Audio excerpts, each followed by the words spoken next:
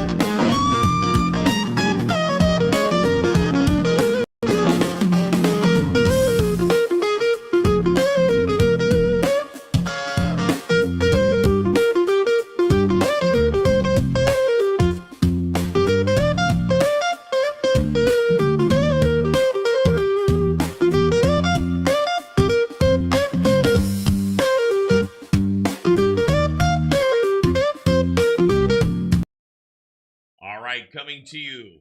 It's an Alamedan in San Francisco. Keep it going for Ralph, Zig, Tycho, and Zig in the Zone. Paulie, we've got two Alamedans today. I'm going to introduce Andrew Doza in a little bit. Introduce Andrew Doza. Yeah, okay. Say that 4 times quick backwards. He's a wonderful friend and a terrific attorney here in Alameda. And more importantly, I guess he's a Baltimore Oriole fan. Somebody's got to do it, and it's Andrew Doza. Somebody's got to represent those guys, right? Loyally for years and years. Welcome to Comfortably Zone, Andrew. Hey, thank you very much, Ralph. It's great to be here, and yeah, it's great to be a Baltimore Orioles fan now. I'll tell you, I was in Trader Joe's yesterday, and I saw this little kid with a black cap, and I thought, there's orange on the front. So I angled around to check out his cap. It was the cartoon bird for the Orioles. And so I walked up to his dad, and I complimented him. I said, you are raising that son well to be a Baltimore Orioles. Paulie, I'd like you to meet Andrew Doza officially. How you doing, Andrew? Good to virtually meet you.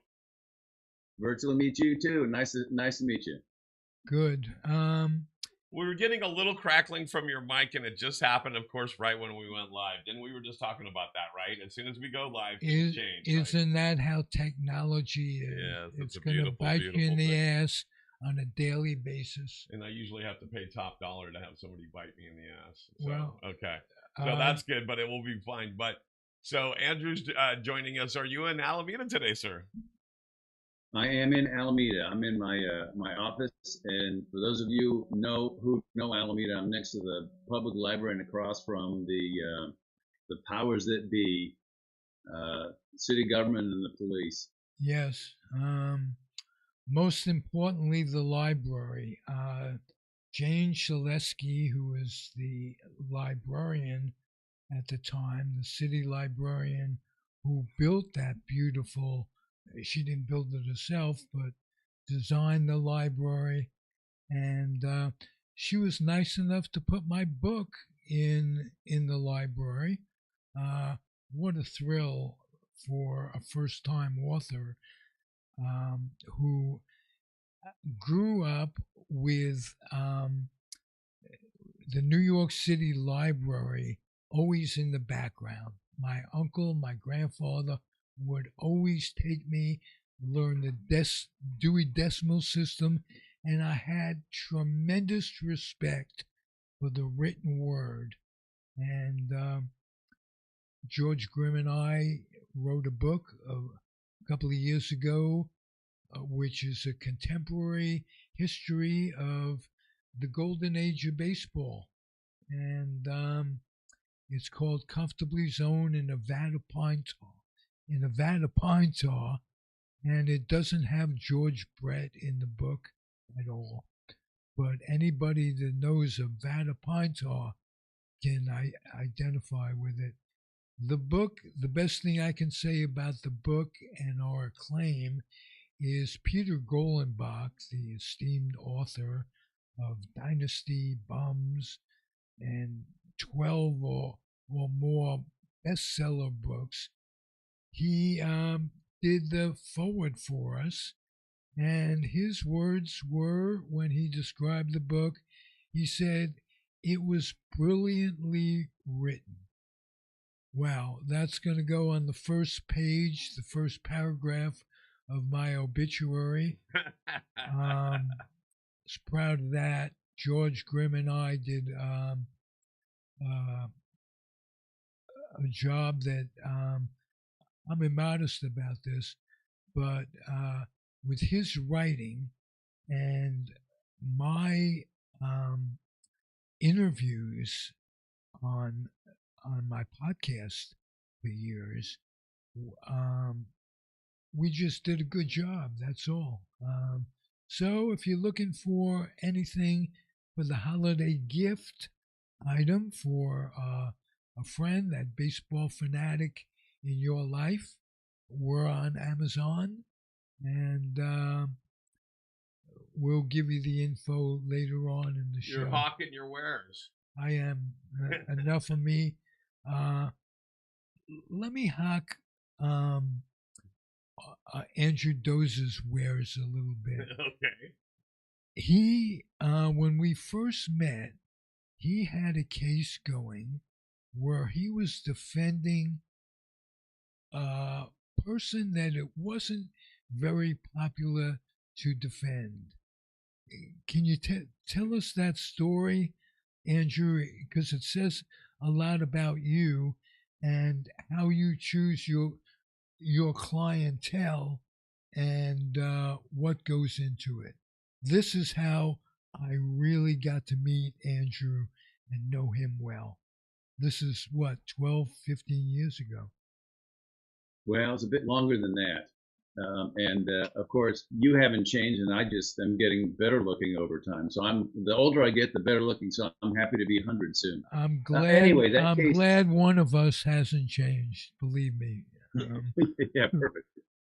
So I'll just mini plug. My practice focuses on primarily civil litigation. That's disputes that blow up and become lawsuits. And then I also do a fair amount of criminal defense. My practice over the last 40 years has been primarily focused on court-related things. I like to call myself a trial lawyer, although that maybe sounds a little presumptuous. The third part of my practice is estate planning, and so we're not talking about estate planning with this situation.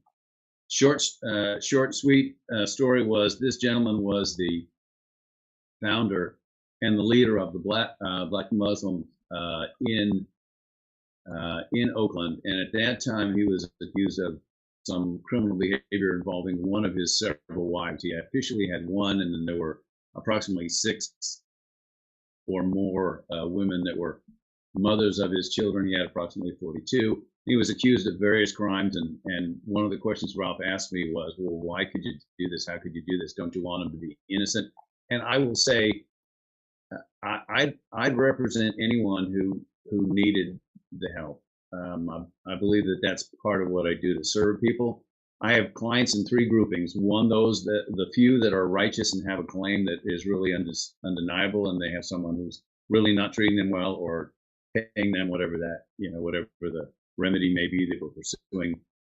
Then I have people that are in a mixed bag. There's a contract dispute. One party begins to believe that they're always righteous. The other party's just out to get them. And both sides kind of get embraced in their self-righteousness. So there's a give and a take. There's some favorable facts and harmful facts. And I'm just trying to be an advocate for the party that I represent. Then I have clients that are clearly just in the wrong. And when it is a criminal defense client, my plan is to advocate for them as best I can. A lot of people go, well, why don't we just trust the DA? Well, it's simple. The DA will often overcharge a case. And so my client will face more counts and a heavier burden than he ought to bear. And then there are simply times when they're charged with a crime. And the question is that the proper crime? Should it be a lesser crime? And the next thing is, how do we negotiate a resolution? The DA is always asking for more. That's not always the fair amount. I ask for less, and then somewhere along the line, we reach a point in the middle where the client goes, I can live with that result. And at that point, my job is to advocate for clients so that they face as little a consequence for their behavior as is fair and realistic. And I'll just say, people go, how can you advocate for someone getting less? And I'll say the DA always asks for more. If they ask for too much, I'm just trying to keep a ceiling on the case so it's never more than it ought to be. A balance, I feel if you passionate will. about it. Our system is based on the premise that you get to be defended by a person you can pick if you want to. And in contrast to that, you have an entire government structured toward delivering pain to people that are accused of crimes. The amount of resources on the prosecution side is huge. And there are times when I am the only person standing next to my client. I've had people give me that line, and I'll put it to them this way. I said, at some point you'll do something that your neighbor will be ashamed of and will never talk to you, and you'll do something that your friends won't want to ever talk to you again, and you'll do something where your family members will reject you, and then you'll do something that even your mother will reject you, and at that time I'll be the one standing next to you. Wow, that's a strong statement and well thought out. How did you aspire to be an attorney? Yeah, it was kind of interesting. I aimed in this direction pretty early on. I had a father who was a little bit heavy-handed at times, but really thoughtful about the future and his own plans for his own life. And then he became a father, and he was obviously passionate about what he hoped for me. He expressed a lot of optimism about what he thought I could do with my life, and so he said, I'll just say this, both my parents said, Andrew, there's a big world out there, and you look into that world and you find a place where you need to be and you go get it. And so with that, somewhere around my sophomore year in high school, my father and I sat down. I was about to take one of the SAT tests or whatever, and then there was a career options test to take, and I took it. And when I was done, we looked at the abilities I had, and he looked at me and he said, well, you could be a doctor or an architect, or you could be a lawyer. And he said, well, you're not that good in math, so architecture, no. And I don't know that you're that steady with your hands, doctor, no, but you've got the ability to be a lawyer. Why don't you be a lawyer? Look at it. And I started considering it, and really, it just seemed like it fit for me. And so I've been aiming at being a lawyer since I was a sophomore in high school, and have never really looked anywhere else or any other direction, really. So I'm happy to be here doing this. And I'll say this, it's a great thing to be able to do what you really love. And there are times, even in tough days, where I love doing it, as painful and stressful as it is. But it feels like a validation of purpose and ability. So I hope that I can continue to do it. If I was 100 and I could help somebody, I would do it. That's why I don't really plan to retire. Maybe I'll slow down a little and do a few other things and not have to practice full time. But I think I'd always want to be working and doing something useful. I think that sounds a lot better. You did mention something that you can help our audience with. How do you have a stressful job? I know because I've worked with you on occasion, and you take on a lot of stress. How do you cope with that? What do you do to recreate? Is it meditation? How do you get out of the rat race, if only for a few moments, in your head? There are a lot of things I've done. I actually started, well, because I'm a Christian and there's a faith component to my life. It's been a pretty significant part of me. That's part of what drives me. The idea of praying and meditating, I've been doing that for 45 years, and then there's some things I do just for activities that are fun. I love to cook. I actually have been a home brewer of beer for 25 years. I play golf. I like to read. I also like to teach. I do a little bit of teaching as an active member of a book club in the C.S. Lewis Society in California. And so there are just a good number of activities that I can enjoy. And I'll tell you, sometimes just sitting in the sun and breathing, maybe that's just another way of doing some meditation. But being still and being quiet. That's kind of it. Although I have a restless mind, the restless curiosity is also the positive side of the restless OCD, anxiety-driven, you know, burden that I carry. Right. And I feel it more than I really ought to. Here's a terrible joke about lawyers. An attorney represented a man who was accused of a crime. Just before lunch, the jury comes back and convicts him, and the man knows he's going to go to prison for 20 years. And he goes, "Oh my gosh, what are we going to do?" And the lawyer looks at him because he's supposed to be dispassionate. He says, "I don't know what you're doing, but I'm going to lunch." I've never been able to quite have that dispatchment. It's just hard. It's just too hard because my clients are too human, and the value of their lives is greater than the value of my work. Wow. So I tend to be. I think I take things seriously and sometimes really too seriously. It's hard to get away sometimes. So before we start talking about baseball and inconsequential things, if there's anybody in our audience that needs your service in any way, or wants to talk about it, doesn't know what they need, how do they get in touch with you so that they can call on your expertise if they need it? Well, thanks. So my website is easy to find. It's a play off of my name. My name is Andrew Doja. My website is Dojalaw, DOSALAW.com. That'll get you to the website.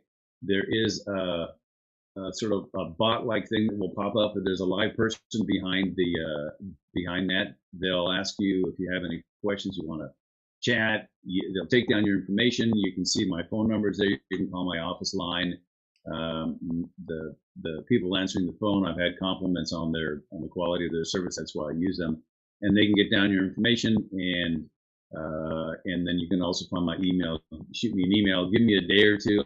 I sometimes get caught up in that and want to get away, but I'll try to be faithful to get back to you if you send me an email. And if you do send me an email, tell me that Ralph Tycho sent you, and then I'll just know it's on the A list of priorities. Wow, that's nice of you to say, because recommending you to anyone would come so easy for me. You help me in so many ways, as a friend, as a fellow baseball fan, and I had a case, and you were there, and we did it in a way where we worked together perfectly, but it wasn't me working together, it was you working perfectly. Let's put it that way. So I highly recommend to my audience that you talk to Andrew. And again, we'll put up the information, and it's on all the information of what you do is basically on your website. And Correct. To get the personal touch, it's good. It would be good to talk to you, for people to talk to you and get the calming voice that everything will be all right. And one of my sponsors is a car mechanic, and that's what he does for the public. He knows when to talk to someone and how to tell them if their car is in distress or whatever. Well, let's do that. Let's do that. Let's do the spot that pays the bills. Oh, okay. Let's do that. So let's do it right now. We're going to do a short break. We'll be back with Andrew Doja right after this word. I think. We'll see. I thought we were. Sorry, bud. There we go.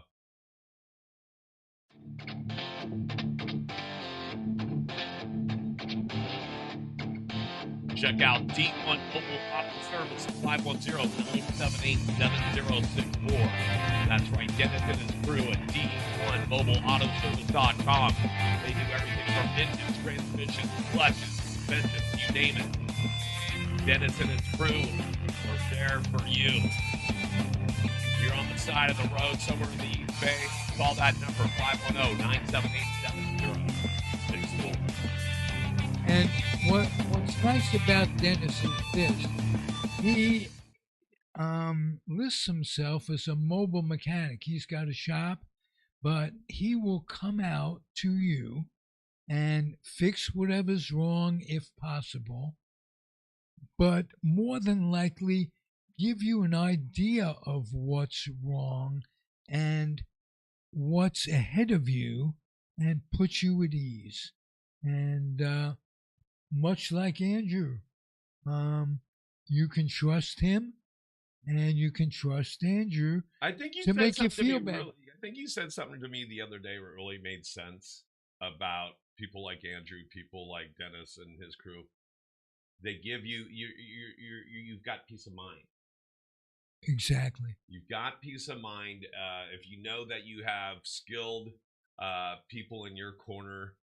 You don't have to be versed. You don't have to be smart guys, right? We can just rely on knowing the right people in our network. So. But determining who the right people are sometimes is difficult. Right, they have to be honest. So that's another thing. Lawyers and car mechanics. Sometimes people are like, "Oh, I don't know." And skilled. Right, too. you have to be able to trust them. And so here's people that have gone through the Zig vetting process. Right. They've been vetted by the best, and so and he doesn't mess with anybody, but a no BS kind of service. I see the smile on your face. I know. You get what you need in life, and more than ever, we need to voice what we need so that we have a chance of getting it. If we don't tell people what we need clearly, then we won't get it. And Andrew, we've talked enough.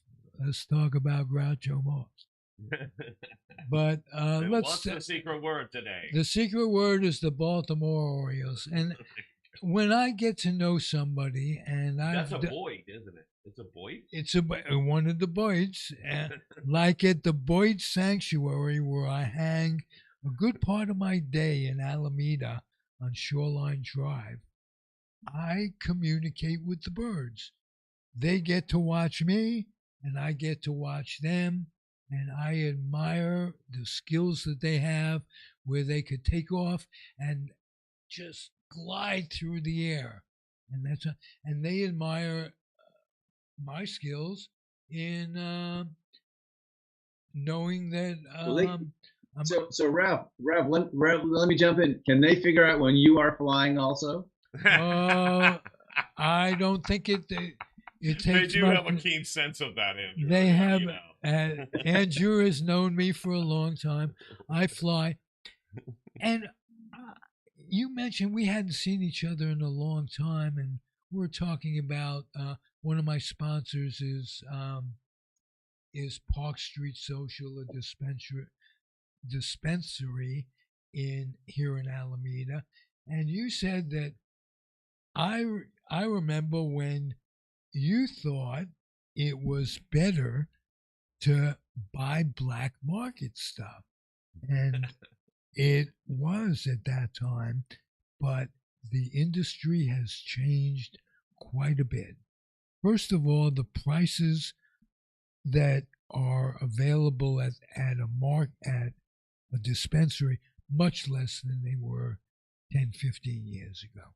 Well, the taxes have changed, right? And so they've morphed and they've changed. And so the market is flooded with everybody. There's a ton of growers up in well, that's who's getting, excuse my language for you kids out there, but that's who's getting screwed is those growers. So everybody's getting money, even though some of the legal entities, and I'll let Andrew speak on that part, but even the cities, the counties, the states that are supposedly getting some of this income, it's all being taxed. They're all having to they're putting aside taxes, even if they're paying it or not. It's there. They're a cash run business, but it seems like everybody's getting their piece of the pie except for the growers. The growers are really, the cost of marijuana now is driven so low.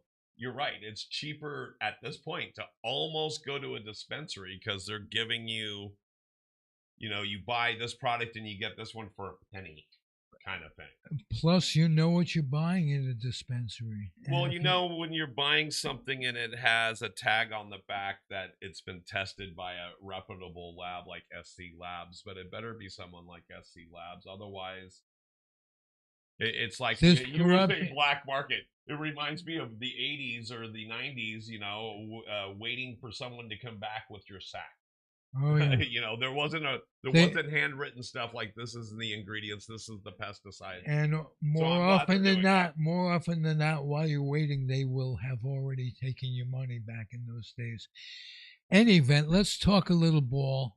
I have 70 interviews that I've done entitled with players, writers, kin of ball players themselves, coaches, and what have you. And it's entitled Loving Baseball When We Were 12 and Innocent. So I'd like to start and have our audience get to know what your love and passion for baseball was all about. When you were 12, Yeah. what was it about? We talked off the air a little bit a couple of days ago, and you had some experiences, one with baseball cards and your mother. It's the warmest story. You know, Andrew, that I was the tops guy for a long time. And I heard many stories in life doing podcasting about how mothers threw the cards away at a certain age. You're an older person at that time, and mothers have a closet space and not much of an appreciation for a lifetime hobby a lot of times. Your mother threw your cards away, but the most wonderful story followed. Tell me that. Tell the All right. audience. So, yeah, Mom, in one of those deranged moments of cleanliness, got all my cards, which I started collecting in the '60s, late '60s, when I was playing Little League and getting started with it. And I came back to visit. I said, "Mom, where are my cards?" And as soon as I asked the question, I just had that sinking feeling. In fact, I had the sinking feeling before I asked it. I thought, well, I got to ask anyway. So she felt tremendous guilt. And because of that, and I wasn't one to milk the guilt or anything, but what she did for the next year was that she got the local newspaper and she circled all the ads, garage sales, baseball cards, football cards, all the cards that she saw, and she went to garage sales for a year to buy all the cards to put back in place of that which she threw away. And the great thing is, and it's right over here in my storage room, there's a box about so wide and about this deep. Let me see if I can get there we go. All right, that deep and about this wide, filled with cards. And I just thought one day I got to go through it and find out what's in there. And I went thumbing through it, and about in the middle of the stack, I found a collection of 12 to 15 cards. I think it's 15. And they were all Hall of Famers, and every one of them had been signed with a blue felt tip pen. So apparently, it's some card show. All these Hall of Famers had either delivered those cards and got paid for them, or showed up, or something. So, maybe she made up for it. I don't know. I still have them, and I gave away a few cards to some friends. I have a friend who's a huge Cubs fan. I gave him my Ernie Banks card that had his signature on it for a birthday gift. Wow. That's the recovery of my card collection. It's sweet. And it's my mom. Out of those cards, which one's your favorite? Of all those cards, my favorite would be the Brooks Robinson card. I don't remember her having a Frank Robinson card. The closest I got to Frank and his signature was I had a client who was the director of maintenance at when it was AT&T Park. It's now Oracle, where the Giants play. And he got me a ticket to come into the game, and then he came with handfuls of collections of things for me as a gift to thank me, I guess. And he gave me a long coat, and he gave me some cards, and he gave me a bobblehead, and he gave me this, and then he said, "Oh, I have something else for you." And it was a game where the Nationals were in town, and Frank Robinson was the manager of that team. Frank Robinson was my favorite player. That's why I'm talking about him. And he said, "Oh, I have one more thing for you." And he handed me this cube thing, and I looked at it and he said, "Oh, I went up. They let me get to talk to Frank Robinson. They said, "Oh, I got a my lawyer. I love my lawyer, and he's here today. And you were his favorite player. So can you sign this baseball?" So I now have a cube with Frank Robinson's signature on an official Major League Baseball.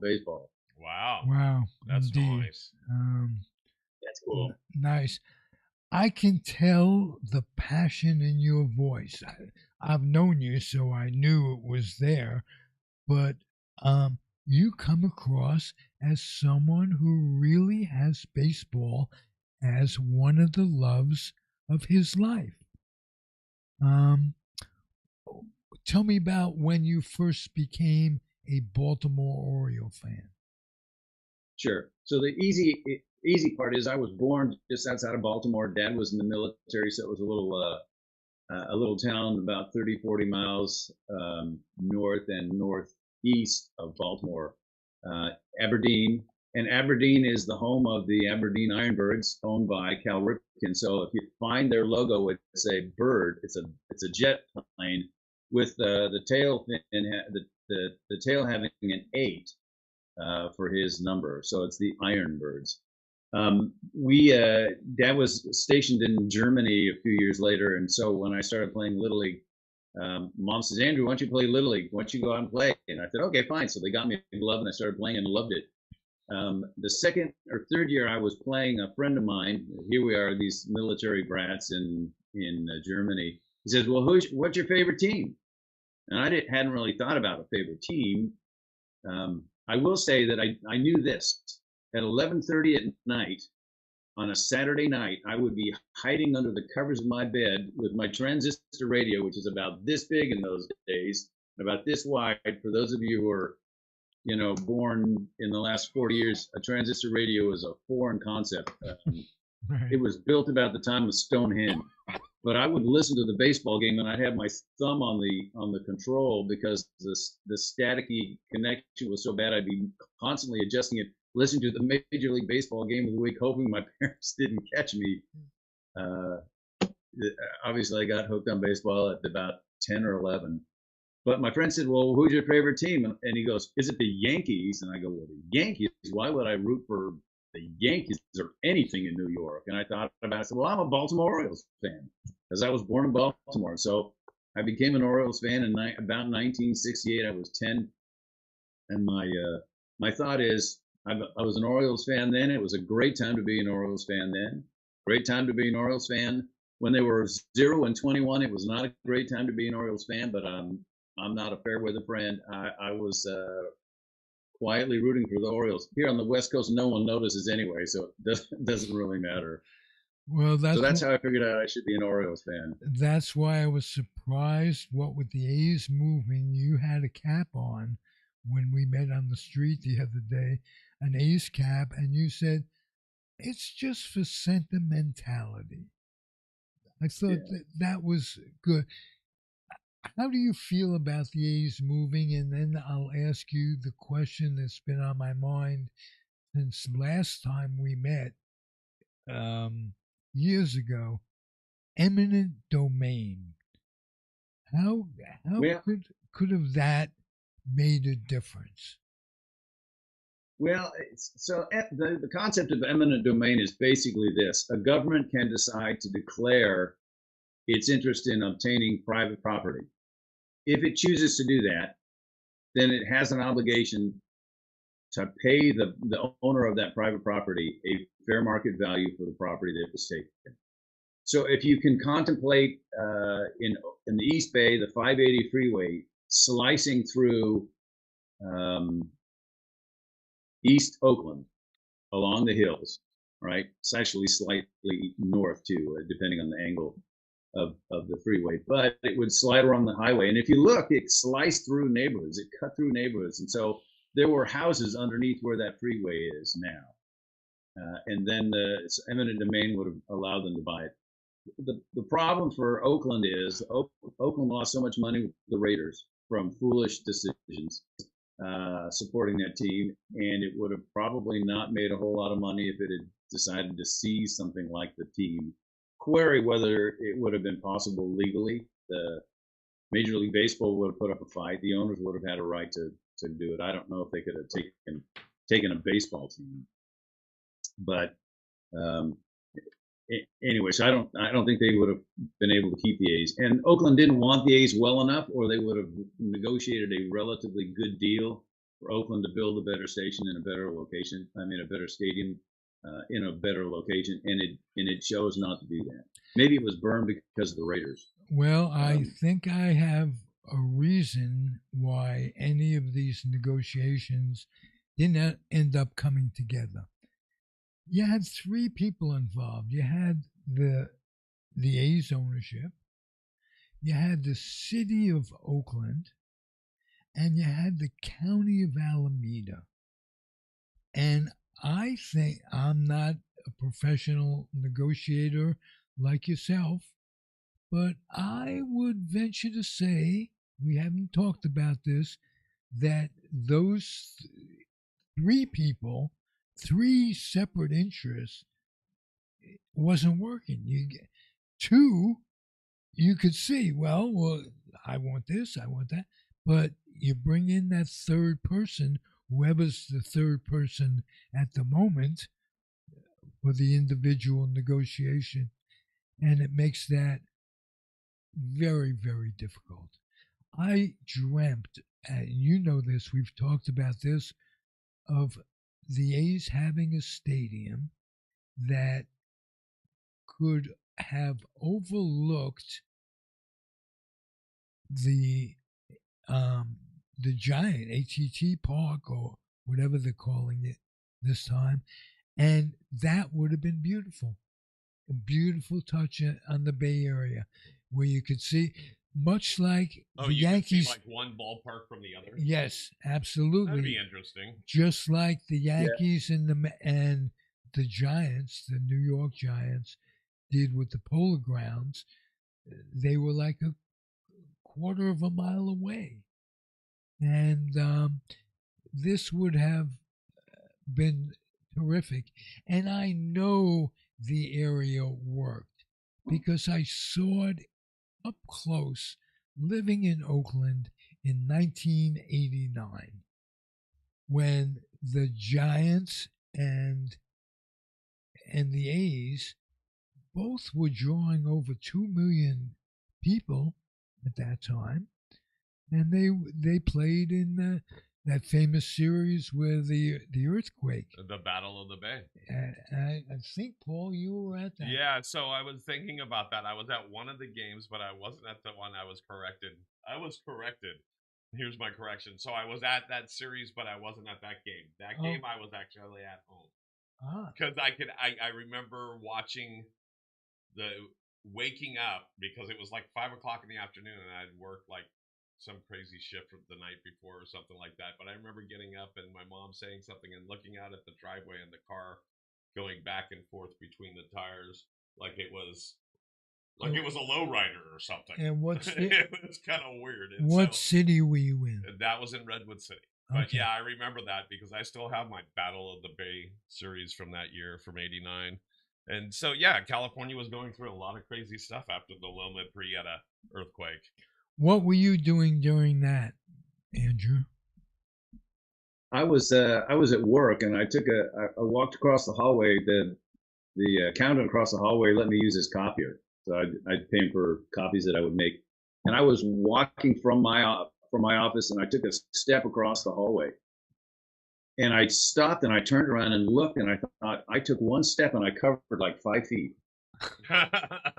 Whoa! Literally, I thought I took one step and I turned around and looked at what I just accomplished, and I thought it looks like the hallway. I thought, well, that's really weird. And then there were the aftermath of the vibration. So I walked back to the door of my office, and inside in the office was one of those lawyer bookcases that had the glass swinging doors. Basically, it was there, and you'd lift it up, and you'd pull the book out. And I was seeing them swinging back and forth, thinking the glass is going to shatter, and it didn't. And then so then it calmed down after, I don't know, 37 seconds or whatever the time was. And then I had a commitment that evening. Actually, I was teaching at a university. I taught U.S. history class at a small university. I'm driving in Oakland, and everyone's hanging out, laughing and have a good time sitting on their porches. I'm thinking, well, this is a kind of like a sweet thing. What's going on? And nobody was doing anything. The shops weren't there. People were parked, pulling over the side. No one was doing anything. I thought, well, this is really weird. I pulled up to the school, and there was nobody there. There's a sign saying closed because of the earthquake. And I thought, oh, okay, it was an earthquake. I guess maybe it was crazy. I don't know. Was it really that bad? And then I went home and I popped on the radio and listened, and it sounded like a horror show. Here's a funny story for you. About 3 months later, I was in a deposition. I was talking to an attorney, a guy practicing in Alameda, and he says, well, I was down in Central America on a vacation. I think he was in Argentina. And he goes to the airport, and people at the airport said, oh, we're canceling all the flights to California. Half of the coast is slid into the ocean. And he's thinking, there are millions of deaths. He literally was told that the earthquake had caused this devastation and this like catastrophic injury where the half of the cliffs in Northern California had slid off into the ocean. Must have scared the shit out of that guy. Well, we've been told, we've all been kind of told that horror story that California's going to slide off into the sea, and Nevada's going to be our new coastline. I think the craziest story I heard, well, the kind of the weirdest thing I heard in that time is that I'm kind of a light historian of San Francisco. So one of the things they do in San Francisco buildings now is they build everything for earthquake readiness. And so some of the Embarcadero shopping buildings down there at Embarcadero Plaza are actually built on rollers. Think of them as built on a series of like rolling pins, like your mom would spread out dough on a in the kitchen. They're done on rollers, and so what was it? It was like 30 seconds that thing went for, which when something's going like that for 30 seconds, time goes slow. It stops almost. That 30 seconds for a lot of people felt like minutes, but the people in the Embarcadero buildings, they actually, even after it stopped, they were still rolling back and forth for like 3 minutes. Wow. And so here's people trying to exit a shopping center in a set of buildings in San Francisco. Pretty good sized jolt. And you feel like you're on a ride and you're like, whoa. It's like you feel like your whole you're having vertigo and your equilibrium's thrown off. And you don't know when it's going to end. No. If it's going to end. Yeah, and they said that people could see outside the building and they could see it kind of like swaying. And I'd be like, I'm sorry, if I start to see a large building start to sway, I'm no longer within eye distance of the building that's longer, because I start running like there's Godzilla behind me, and I'm just like,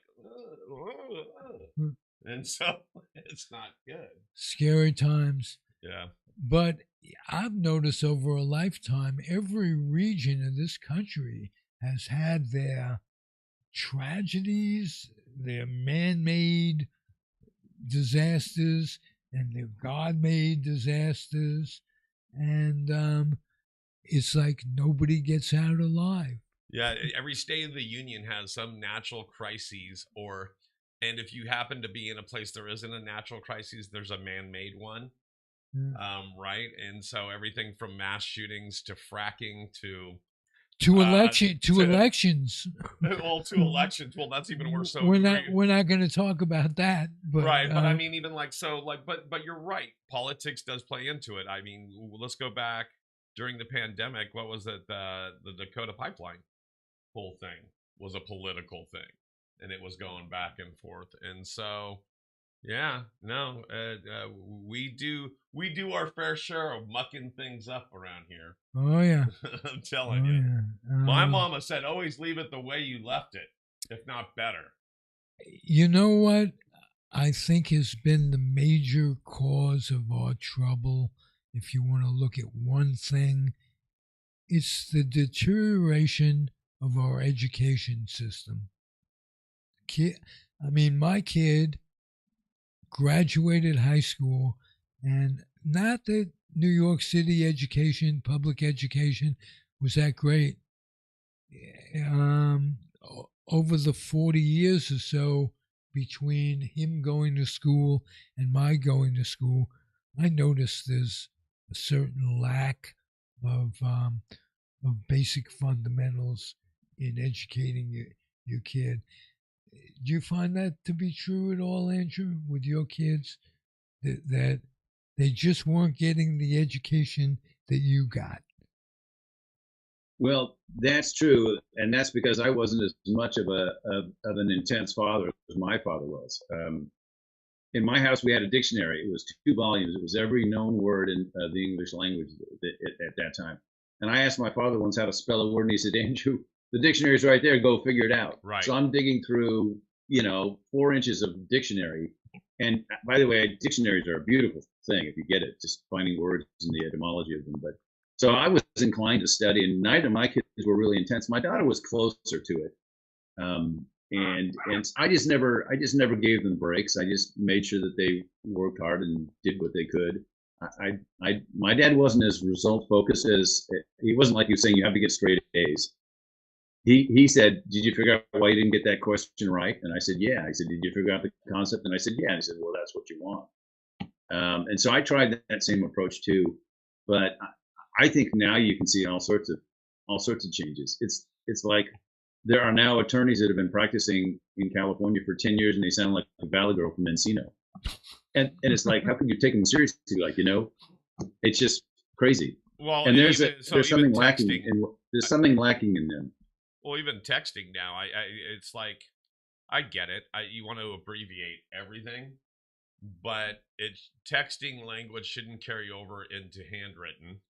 Like, I've seen so many people handwrite something on a Post-it, and it's like, what's this? Oh, well, that's an abbreviation for this. And it's like, I get I have to be up on times and I have to be relevant, but there is something to be said for, the common word and phrasing and some grammar and some just real basics out there. Okay. Yeah. Hey, Andrew, let's talk a little bit about how baseball has changed from the time that you fell in love with it till now. I'm sure there are things that you don't like about the change, but let's start with the positive stuff. What's good in baseball that we didn't have? I certainly didn't have in the golden age of baseball where when I grew up. You grew up a little later than me. And now it's totally different. What's good about it? Well, I'll jump in and tell you what I would like baseball to do. One thing I'd like to see, I have now become an advocate for an electronic strike zone. There are just too many calls we can all point to where some umpire got the wrong call and the next pitch resulted in a catastrophe for the team, and the batter should have been walking back to the bench with a strikeout. So I'm an advocate for that now. I think that's a great idea. And I generally like the idea of call reviews. There's no reason for a runner to be standing on first base as if he just had an infield single when he was out by 6 inches. But what I don't, one thing I do think is sad. There's a reason for it to be and it to exist. I think it's sad that we don't have pitchers do complete games, and that we'll pull a pitcher after 100 pitches or less. Now, the counter argument to that is that we now have so many more pitchers that can hit 100 miles an hour or maintain 93, 94, 95 mile an hour velocity on their pitches, and sliders at 96 miles an hour. I mean, that's extraordinary, and the amount of torque on the arm. So we build them bigger and stronger for a shorter period of time. They're not quite greyhounds, but that's sort of the idea that they throw with greater speed and velocity, and the work on the shoulders is so much greater. You couldn't expect them to throw 135 pitches in a game. On the other hand, how could you not love Ferguson Jenkins, who in a 7-year period had 5 years where he had more than 300 innings pitched and more than 30 complete games? So we don't have a 4-man rotation; we have a 5-man rotation. That's part of the problem, or part of the reality, I guess I should say. But I kind of like it that a starter goes a little farther. I'd rather have a great starter going an extra inning or two, or even 2 at-batters extra, rather than going to a bullpen. So that now you can have by September or early October, you can have a bullpen that's fried because they pulled starters too soon. Anyway, so there's one thing I like to see coming. I like the reviews. I like the video reviews, and I don't like pitchers not going deeper into games. That's generally one of my things. Okay. Can you remember, as I do, the Juan Marichal Warren Spahn game, that each pitcher pitched like 230 pitches, I think, if I'm not mistaken. It was 1-0. Willie Mays was heard to say on the bench, I've had enough. I have a dinner appointment. I got to get home. And he hit a home run. Baseball's changed. But yet the middle inning relief pitches have played a big part in the game. If knowing when to take a pitcher out still is a strategic move. I'll tell you what I like is the increased skill that you see brought on by countries that where players play for a different motivation to get off the island, and there's a certain amount of intensity that the middle class kid from Jackson Heights, for instance, where I'm from, doesn't have when you have a middle class existence. And if you're not fighting to stay out of poverty,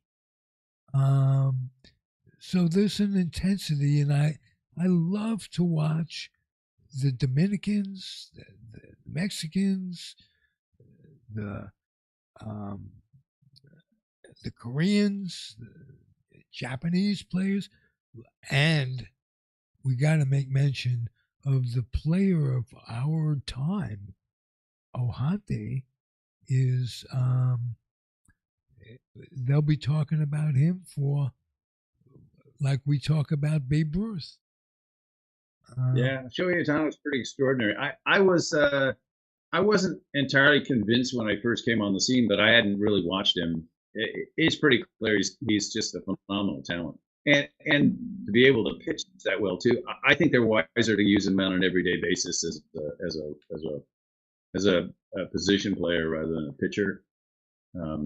It's fascinating to me that a pitcher can have maybe 30 starts in a year, and he'll be paid. How many millions a month? Is every start is worth $500,000 to him? That's pretty amazing. He'll be paid what the market bears, right? And there's somebody paying this. Well, don't, because there's somebody, an owner, who is deriving sponsorship, if you will, and all kinds of stuff. Sell us a coat, a Giant or a Met coat, and it's $60, and the owners of the team get 20.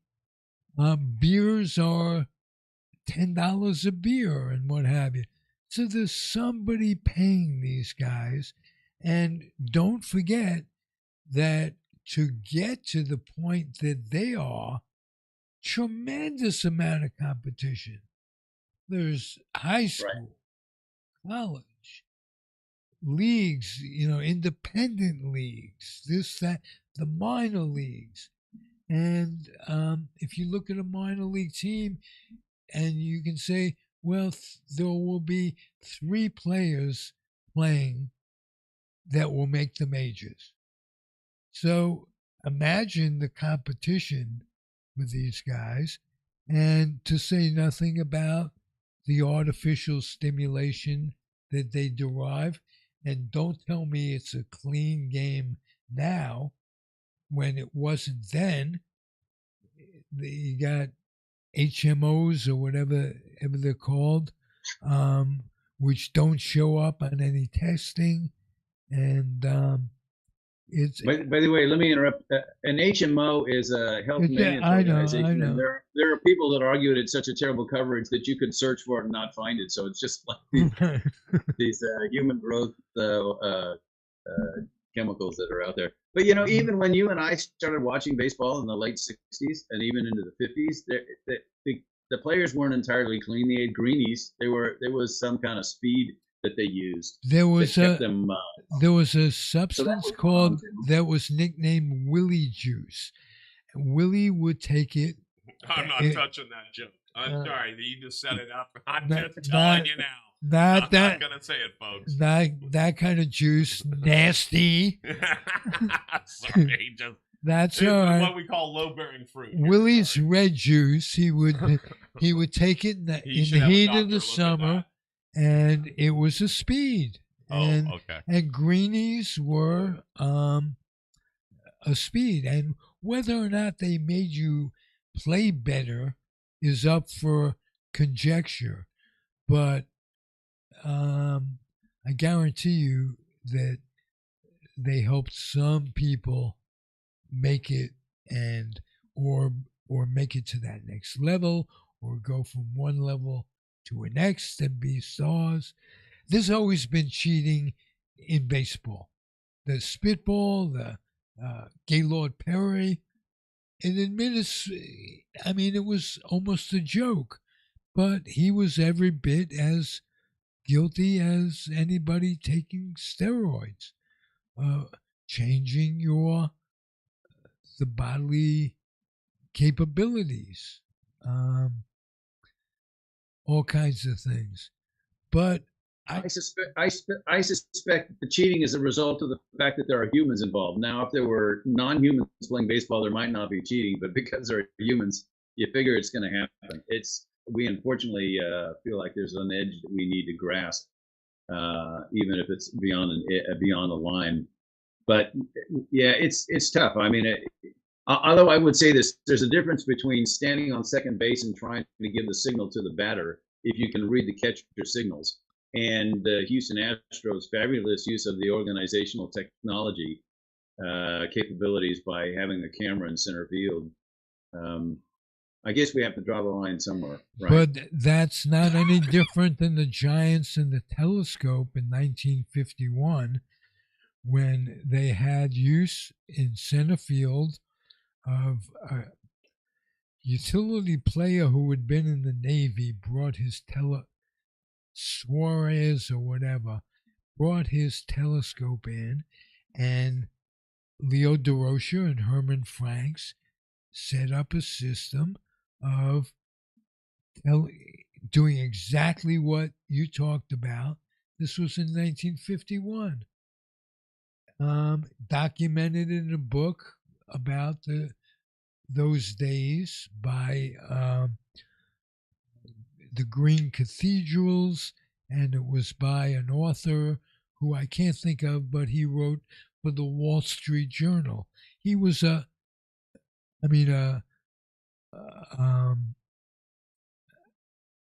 thorough in his research, and Bobby Thompson knew what was coming on that pitch. Now, you still got to hit the pitch and what have you, but it makes it easier if you know that it's a fastball and not a curve to hit the pitch. And he in his book listed the players that on the Giants in those days that would take advantage, because they had this going all through the streak when they caught the Dodgers, and there were players that didn't want to know what was coming. and players that did. And Bobby Thompson denied it his entire life, made a lot of money with Ralph Branca. There were autographs and what have you. Branca found out early on after after the instance that the fix was in, so to speak, and but he he and Bobby Thompson would almost tour together. They'd have autograph shows and what have you. So and Ralph Branca made a lot of money in his day on his name. He went into the insurance business after leaving his career in baseball, and he made money off of that famous thing. He sold a lot of insurance, so it's all for the almighty buck. Um, it was a business when we were kids, but we didn't know about it. The innocence came in, and the innocence for me was lost around the time when I was 12 and the Giants and the Dodgers moved. And it broke our hearts as kids. And now, with the A's moving, there are old folks like me and young folks just building a fandom, and they lost their team. That's why it's almost like baseball owes the fans imminent domain. I don't know. But I enjoy the skill level of the. We're seeing things on the field, acrobatic things that we didn't see 25 years ago. So it's a great game in some respect. The man on second in extra innings, when you watch or listen to a full game and it's tied, and all of a sudden you're going into extra innings and they put a crazy rule in where to time people don't want to stay for too long and this, that, and the other thing. That bastardizes the game. That rule itself bastardizes the game. Changes the effect of the rule book, this, that, and the other thing. Not the rule book, the record book. So there are things that I hate about it, but every year about this time, I go, when is spring training? I miss it. So, Yeah. It's got one thing baseball has, its playoff system is the most riveting and nerve-wracking of any playoff structure of any major sport. There is nothing like how much you hang on a single pitch throughout that 9 innings of a playoff game, especially in a World Series where everything it really counts. Earlier rounds not quite as much, but every pitch is a nerve-wracking thing. If it's a full count and a batter's fouled off 4 or 5 pitches, every pitch gets your heart rate all the way up to its max, and then you calm down for a split second. Then the next pitch. That's something that baseball will never lose, whatever its twists and turns will be over time. I really like the playoff system for one reason. It gives many more franchises the illusion that they could win. Many more fans that are rooting for a team that could make the wild card. So you've got a fan interest in that sense. I'm not against it for that reason, but it would be nice if it weren't a one and out or a short playoff system. I like the 7 games because of the World Series, because it gives a fair chance. You can just lose 2 games and be out of it. That kind Right. of thing. That's true. On the other hand, if you're a wild card team, and there are 3 of them in each league that go, one of them is going to play a division winner, and so it's kind of poignant that a division winner might lose that first game, that first series, by losing 2, hosting a team and losing both games at home. But then 7 games for 3 series—that's a whole lot of baseball. Absolutely. And that stretches us into November, doesn't it? Wouldn't it, if we had a lot of the series go long? And in keeping what you were saying, the riveting part of a playoff system was seen in the Mets playoff experience this year. Unbelievable excitement. And they came up short, but it's like one of those things. They were there, you know, even not Well, making the it to the Diamondbacks made it to the World Series last year, doing the same thing as a wild card. right. And I think even the Rangers were a wild card last year, weren't they? So And everyone's got a I chance. know Miami at one time beat the Giants before they had their streak of winning. They were a wild card, and they beat the Giants. So it isn't always fair or equitable, but I'll tell you, the game's got me. It's just like I was 4.5, and I went and I document this in my book. I went. My grandfather took me at 4.5 to the Polo Grounds, Yankee Stadium, and Ebbets Field. Yankee Stadium was an experience because we sat through a game with my grandfather saying, "Look at that man in center field. That's Joe DiMaggio. He's playing his last year. You won't see him again." He was my grandfather at that time, especially before Willie came up. He was the greatest, blah, blah, blah. And I still remember the words. I remember looking from, my grandfather wasn't one to buy box seats, but that game we sat right back of the plate, and I remember looking at Joe DiMaggio. Then we went to Ebbets Field. He said, "Look up at that apartment building adjacent on Bedford Street, and look up on the 6th floor of that building. Your Aunt Sonny lives there. She wants you to be a Dodger fan, but we know you're a Giant fan because we've got Willie." And so I remember being at Ebbets Field and seeing my Aunt Sonny's apartment, and I remember the Giants in the Polo Grounds before Willie was called up, and then after he was called up. And I'm 4.5, and I knew all these players.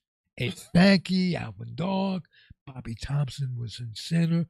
When Willie was called up, he went to third and replaced Hank Thompson, who in the 1951 World Series, here's one for you. The Giants, because Don Mueller got hurt, he was the right fielder. Hank Thompson played right field. Willie Mays played center field. And Monty Irvin played left field. First entire black outfield in baseball history. When I grew up, everything was new because of integration. The players, like if you look at the National League in 5 or 6 years later, Frank Robinson was in All-Stars. Frank Robinson, Hank Aaron, Roberto Clemente, Willie Mays. All these guys were superstars. The game itself changed just from the grace of Branch Rickey making that, taking that risk incredible. And the only place integration would have happened, could have happened, is in Brooklyn. There was no other city that would have accepted it. Brooklyn is a melting pot, as is New York, but especially Brooklyn. And the times were so different. The players on the Brooklyn Dodgers would sit and they'd go shopping. They'd be in your neighborhood. They'd shop with you. Players weren't behind gated communities, and they communicated with the fans then. We're missing that today. I hogged some of your time to get that stuff in, but we're going to have many experiences like this when you and I are going to be talking, because you are now an official member of the Comfortably Zone Network. Zig in the Zone, Andrew Doza, you're a terrific guest. Thank you for being here. I hope you enjoyed it and are willing to come back. I'll be glad to come back. Yeah, we would love to have you live in studio, sir. Beautiful. We'll do that next time. Absolutely. Thank you for joining us. And again, share your website. I shouldn't have put it underneath you, but it's Doja Law. It's dojalaw.com. Perfect. All right. So check out attorney Andrew Doja and the law offices of Andrew Doja. Thank you for hanging out with us and doing that thing that we do. Zig, we're about to do one more of those things that pays the bills, and then we're in the last minute words. We're going to get out of here. So let's do that little thing from those people at Park Social, and we'll be right back after this, guys. Thank you, Andrew.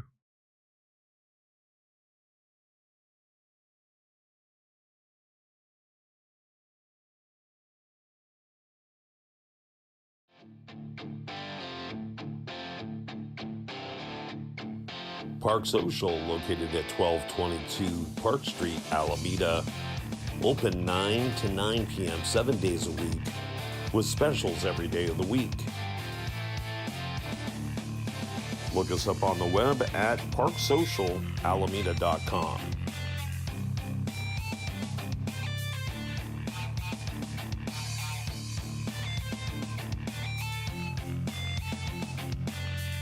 Again, that address is 1222 Park Street in Alameda. Phone number is 510-747-9707. And don't forget to tell Jada and her crew that 650 get 507 22 Park Street. So we love those guys at Park Social. Zig, is that another one in the can? Wow, 39. 39. We're going to around 40. You guys definitely go check out my boy's book, In Nevada Pine Tar. Comfortably Zoned in Nevada Pine Tar. Right there at the corner. We want you guys to get it on Amazon. If you guys are local to us, definitely come check out our open house this Friday night from 5 to 9 at 26 7th Street here in San Francisco. We have an art show. It's the Yerba Buena and Oddfellows art show here in our basement, but we also have an open house. We would love to see you here. So come, if you want to come check out what we do at the studios, be glad to give you a little test spin behind the wheel of this Ferrari. And you guys can do a little segment. We can record some stuff. You can see what we do and support all the other artists here. We have some art in our art show, and we even have a copy of Zig's book, which I should have, but we just put it in the corner. It's right there. We literally can, we have that book on sale here for us, plus other artists that we have support. Beautiful. So thanks, Zig. I look forward to it on Friday, and I want to thank you again. You're a terrific guy to work with. Yep, and we thank our guest, Andrew Doja. So make sure to check out everything he does. And for myself, Zig, and Ed Studios, keep standing up, guys. We'll see you next week in the zone. We out. We're out.